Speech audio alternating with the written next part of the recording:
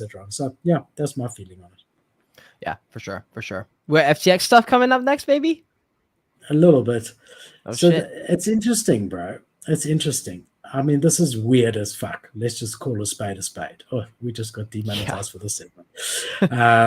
So let's just run with it. This is fucking bullshit. What the fuck is going on over here? Well, So it for those seems like people are trying to spin a narrative. Someone's trying to spin a narrative. One of the narratives is that Sam Bankman-Fried is saying this is ridiculous. He shouldn't be doing this. And then the other side is like, no, Sam Bankman-Fried is the one pulling the strings, and everyone else is pretending that they're going against this guy, that they're arguing in this fake No, beef. John Ray is independent. I believe that with all my heart. I really Think do, so? because this is his business, and a core part of his business is going into failed companies and recovering funds for them to the best of his ability. If he loses that integrity in that process, he's finished forever. And he's done well. He doesn't need, like, yes, he hasn't done FTX billions well, but he earns an absolute fortune for doing what he does, and I think he enjoys it. And first of all, the Wall Street Journal came out with this a very notable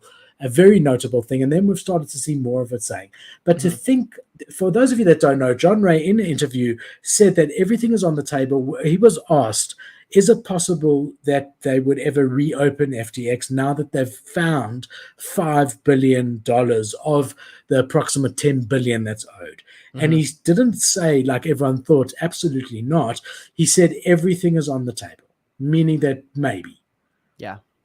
Now, how can you, on the one hand, how can you say that this was an absolute fraud? He's never seen such a mismanagement of funds and such a fish and chip shop being run, and this was run like as he's never seen a worse run company, let alone a $10 billion company, and then say, oh, maybe we'll start all this shit up again. I don't understand. I mean, he wants to run it, so he's going in with the mentality that I'm going to fix this thing and save this thing. I just think a much better plan is to just start a new one, dude.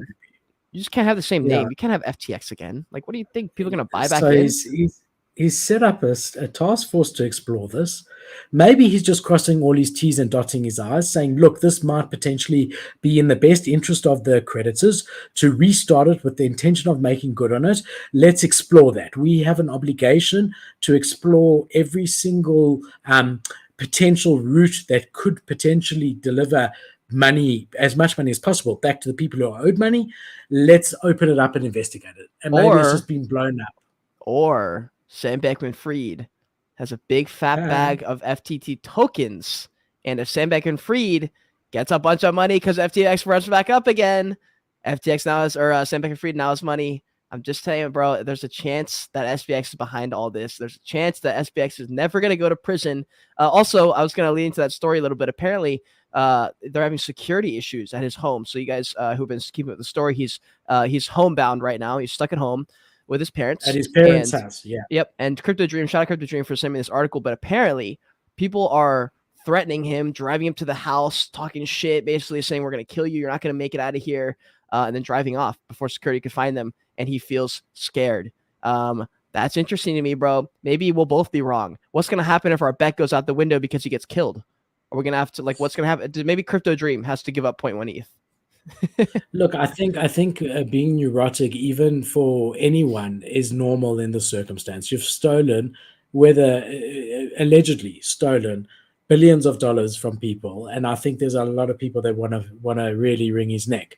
So I think that those feelings are probably justified, and they should really invest in security, because there's people out there that have lost their entire life savings. I'm saying 50, 60, 70-year-olds with responsibility and whatever, that would honestly, if given the chance, would like to murder the guy pretty soon. Mm-hmm. So yeah, I mean, I think he should be scared. I'm not threatening him. I haven't lost anything, and I'm not doing anything. It sounds a bit threatening, but I do think he should be scared. But I mean, look at this, bro. I mean, the token is sitting at $2.2. That's a lot, Cade. It's an insolvent company that owes more money than it has. Well, I That's a mean, lot of that's how money. you know it's all. It's got to be all traders then. They're people just trading speculation because we're in a little bull run right now.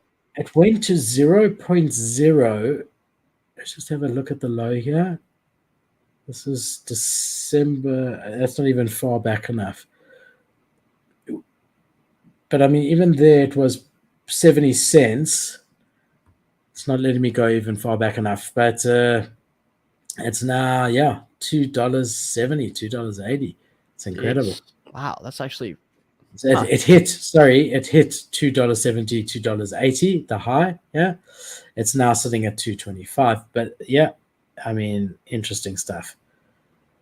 I maintain they're not going to restart it. As you said, they've blackened their name in the space. Why start, first of all, with a hampering of the name being smudged, but more importantly, you're starting off with $2, $3, $4 billion of debt that the next year or two you're going to be working to try and pay back.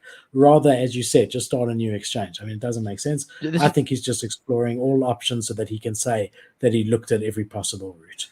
Just in from Pio from the Nifty Show on Twitter. He says, reminder that crypto Twitter told you that with 100% conviction that SBF fled to Argentina on a private jet, not once, but twice.